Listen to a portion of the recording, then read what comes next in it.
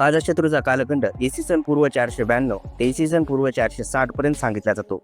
अजातशत्रू शब्दाचा अर्थ शत्रूचा नाश करणारा असा होतो. त्याला कुणी देखील म्हटले जात होते. अजातशत्रूने आपल्या बापाची हत्या केली होती. त्याला पितृ हत्यारा देखील म्हटले जाते. त्याने आपला मामा प्रसंजिताची मुलगी वज्रासोबत प्रेमविवाह केला होता. त्याने सुरक्षेसाठी राजगृहाच्या चौबाजूने भिंत बांधली होती. राजगृह 5 डोंगरांनी वेढलेले शहर होते. अजातशत्रूच्या काळात सर्वात मोठी घटना म्हणजे तथागत भगवान बुद्धांचे महापरिनिर्वाण हे होते. अजातशत्रूच्या काळातच सप्तपर्णी गुहेमध्ये राजगृहाच्या अगोदरची धम्मसंगीनी झाली होती.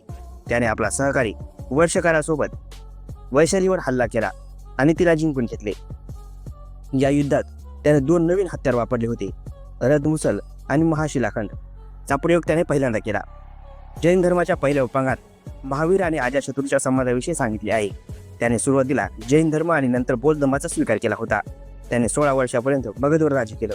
त्याची 2 मुले उदयभद्र आणि उदयनी, यातील उदयनीने त्याची हत्या केली.